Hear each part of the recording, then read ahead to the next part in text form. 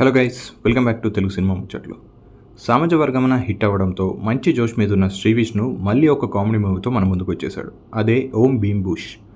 ఈ సినిమా థియేటర్స్లో రిలీజ్ అయిపోయింది. మరి శ్రీ విష్ణు మళ్ళీ తన కామెడీతో హిట్ కొట్టాడా లేదా అనేది ఈరోజు ఈ వీడియోలో చూసేద్దాం. ఈ సినిమాలో కథ ఏంటంటే కృష్ణకాంత్, వినయ్ అండ్ మాధవ్ ముగ్గురు కూడా బెస్ట్ ఫ్రెండ్స్. ముగ్గురు 3 డిఫరెంట్ ఫీల్డ్స్లో ఎలాగైనా డాక్టరేట్ సంపాదించాలని ఒక ప్రొఫెసర్ దగ్గర పిహెచ్డి స్టూడెంట్స్గా చేరుతారు. అయితే వీళ్ళ టార్చర్ తట్టుకోలేక వాళ్ళని ఎలాగైనా ఆ కాలేజ్ నుండి బయటికి పంపించేయాలని వాళ్ళకి డాక్టరేట్ ఇప్పించి అక్కడి నుంచి వెంటనే పంపించేస్తారు. అలా అక్కడి నుండి బయలుదేరిన ఆ ముగ్గురు భైరవపురం అనే ఊరికి ఎందుకు వెళ్లాల్సి వచ్చింది, అక్కడ ఉండే సంపంగి మహల్లో వాళ్ళకేం పని, ఇవన్నీ తెలియాలంటే సినిమాని పూర్తిగా చూడాల్సిందే. సినిమా పోస్టర్లో అండ్ ప్రమోషన్స్లో కూడా ఈ సినిమాలో లాజిక్లు వెతక్కండి అని ముందు నుండే చెప్తున్నారు. సినిమా టీం ప్రమోట్ చేసినట్టుగానే ఈ సినిమా కంప్లీట్గా logicless comedy cinema. First half అంతా కూడా మెయిన్ క్యారెక్టర్స్ చేసే కొన్ని పిచ్చి పనులతో, అక్కడక్కడ వాళ్ళ సింగిల్ లైనర్స్ వల్ల వచ్చే ఫన్తో ఏదో అలా వెళ్ళిపోతూ ఉంటుంది. చాలా వరకు కామెడీ సీన్స్ కొంచెం విసుగు తెప్పించేలాగే ఉంటాయి ఫస్ట్ హాఫ్లో. ఇంటర్వెల్కి ముందు మాత్రం ఒక కాన్ఫ్లిక్ట్ పాయింట్ పెట్టి ఎండ్ చేశారు. ఇంటర్వెల్ టైంకి సినిమా మీద ఒక మిక్స్డ్ ఫీలింగ్తోనే ఉంటాం. బట్ సెకండ్ హాఫ్లో ఉండే ఫన్ మూమెంట్స్ వల్ల మళ్ళీ కొంచెం పికప్ అయ్యి సినిమా టైంపాస్ అయిపోతుంది. బట్ మళ్ళీ క్లైమాక్స్ పోర్షన్స్కి వచ్చేసరికి ఇదేంట్రా బాబు, ఎటు నుండి స్టార్ట్ అయిపోయి ఎటు వెళ్ళిపోతుంది అనే ఫీలింగ్ వస్తుంది. అయితే సినిమా టీం ప్రమోట్ చేసినట్టుగా సెకండ్ హాఫ్లో లాజిక్స్ అన్ని పక్కన పెట్టేస్తే మాత్రం కొంచెం సేపు సినిమాని ఎంజాయ్ చేయొచ్చు. అండ్ ఒక ఇంపార్టెంట్ టాపిక్ గురించి కొంచెం ఫన్ యాడ్ చేసి సినిమాలో బ్లెండ్ చేసిన విధానం కూడా బాగానే ఉంటుంది.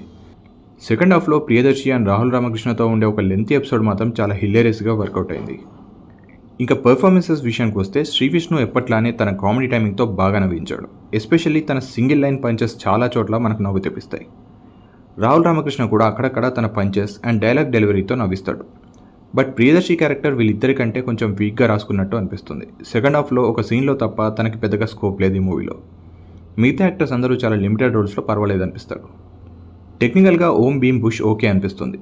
సన్నీ కంపోజ్ చేసిన సాంగ్స్ అంత గొప్పగా ఏమనిపించవు. బట్ బ్యాక్గ్రౌండ్ స్కోర్ మాత్రం సీన్స్కి సరిపోయేలా బాగానే ఉంది.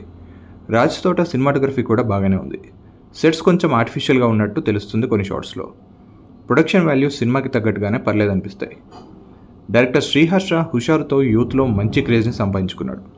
ఓం భీమ్ బుష్ కూడా యూత్కి కనెక్ట్ అయ్యేలా కొన్ని అడల్ట్ కామెడీ సీన్స్, డైలాగ్స్ ఉంటాయి. బట్ అవి ఫ్యామిలీ ఆడియన్స్ని కొంచెం ఇబ్బంది పెడతాయి. కథ, లాజిక్స్ అన్నీ పక్కన పెట్టేసి ఓన్లీ ఎంటర్టైన్మెంట్తోనే ఆడియన్స్ని ఇంప్రెస్ చేయడానికి ట్రై చేసినట్టు అనిపిస్తుంది. ఓవరాల్గా ఎలాంటి లాజిక్స్ పట్టించుకోకుండా కొన్ని సిల్లీ జోక్స్ అండ్ కొంచెం డ్రాగ్ని భరిస్తే ఈ ఓం భీమ్ బుష్ మంచి టైంపాస్ మూవీ అని చెప్పొచ్చు. ఈ వీకెండ్కి వేరే మూవీస్ ఏవి రిలీజ్ కావట్లేదు కాబట్టి ఈ సినిమాకి ప్లస్ అయ్యే ఛాన్స్ కూడా ఉంది. ఒకవేళ మీరు ఈ సినిమా ఆల్రెడీ చూసుంటే మీ ఒపీనియన్ ఏంటి అనేది కామెంట్స్లో చెప్పండి. అలాగే వీడియో నచ్చితే లైక్ చేయండి, షేర్ చేయండి అండ్ మా ఛానల్కి సబ్స్క్రైబ్ చేసుకోవడం మాత్రం మర్చిపోకండి. Thank you for watching.